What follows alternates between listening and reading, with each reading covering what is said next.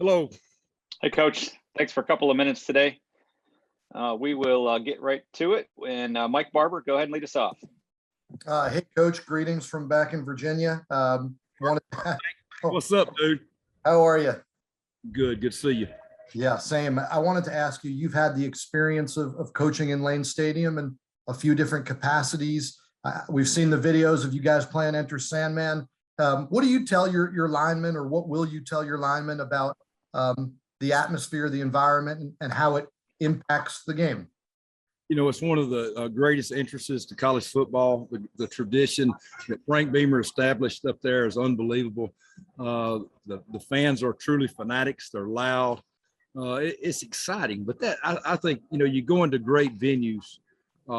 If you're a competitor, that should fire you up. You know, it's like going to Florida State and they plant the flag. It's like going to Death Valley and the Tigers out there. Virginia Tech's similar to that. It's loud. They're fanatical. It's a great place to play college football.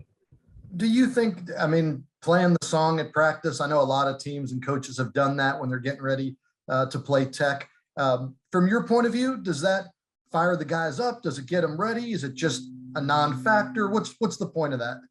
Okay, when we practice, right, we try to practice what our opponent's going to do. We try to get our minds in a position of it's like game day. So there should be no surprises once you get there. And that goes from riding in on the bus to the walk, to going out there to the entrance. Don't be shocked. Don't be surprised. So the more things our players can be comfortable with, the more confidence you have, and you have no distractions. You worry about what goes on between the line. Don't let something else distract you. But just like practice, if somebody's working a certain blitz all the time, we're going to do it over and over and over again. Get used to the music, get used to the noise. And then it's not a surprise, and it's another day at work. Last thing for me, do you like that song? I think it's awesome. I think it's awesome. Good song.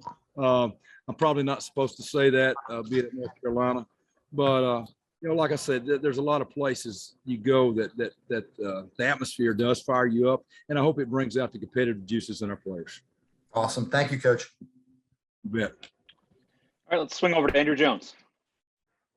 Hey, Coach, we talked to Brian, I guess, at the end of the spring, and so far here in fall camp, we've talked to a couple of the offensive linemen, Jordan Tucker and Austin Richards. And one of the points of emphasis that they've discussed is to improve pass protection.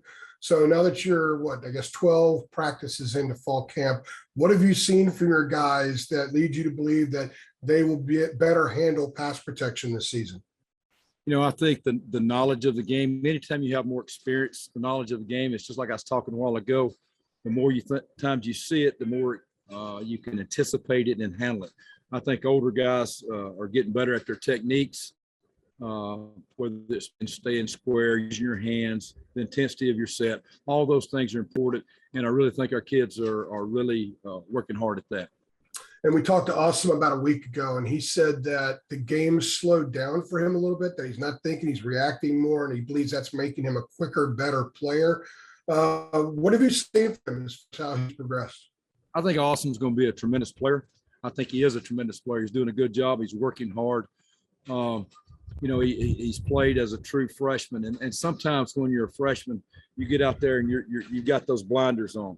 And I think he's starting to see the whole field. And like he said, the game slows down. You understand coverages that may affect the blitz, may affect the front. You look for, you know, tendencies of the defense, and I think he's getting better at that. Well, thank you. Greg Barnes. Hey, Stacy. Mac has talked a lot this camp about the desire for improved production and less snaps for most of the guys on the team. Is that applicable to your position group?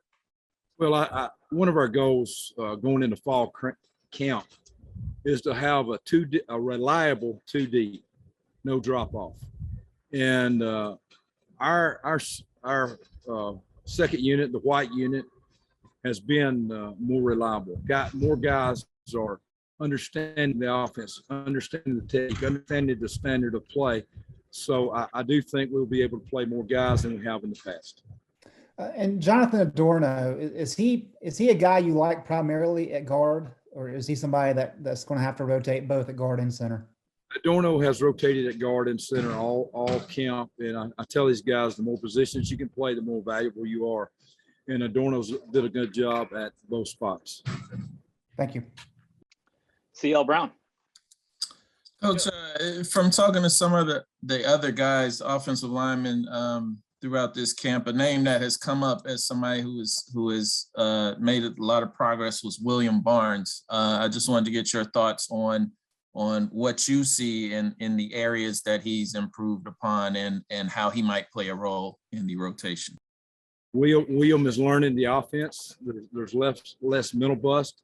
But the two things I've seen William improve the most in this camp is one, his technique, and two, his effort. And he's enjoying practice, and practicing for the offensive line is usually not enjoyable, but he's having a fun time and he's getting after it. He's competing, and I'm looking forward to watching William play on Saturdays. And speaking on the depth, does that manifest itself purely in the physicalness of the position, or are you talking about, as you said, the more positions you can play, the more value? Are you talking about you feeling like you have a number of guys who can play a number of different positions and still be able to make kind of the same pre-snap reads and everybody be on the same page? You know, of course, there's going to be a first unit that runs out there. That's the guys we think are best prepared to protect the quarterback and open holes for our backs.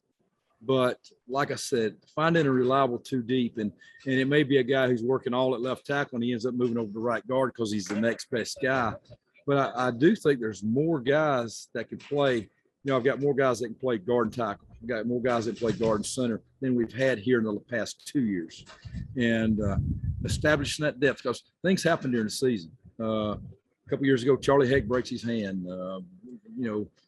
Easy got dinged last year. And guys have got to step up, and you still got to perform. And I think we've got more guys, more depth, where the attrition of the season shouldn't affect us as much. Thanks, Coach. Okay, Ross Martin, go ahead. Hey, Coach, on that same topic, I mean, who are some of those guys on the white team that have made the big jump to step in where you actually do trust them to play this season? You know, Ed Monolith has started a lot of games for us. He's a guy. William Barnes, who we just talked about. Q has played the first group and the second group. Jonathan Adorno and Caden Baker have been the five guys that have really stepped up with that second unit, and every one of them has played with the blue reps, the first team reps. And we're also excited about some of the young guys that are still learning the game, the speed of the game, the physicalness of the game, whether it be Diego and Eli and some of those guys. And a couple more here for you. Is Anderson back practicing now? I know he wasn't there the first day we saw. Is he healthy and back? Yeah, he's back doing drills. He's not full yet. I'm anticipating him being back, but he's not completely back yet. But he is doing drills with us and doing some limited work, not in live contact.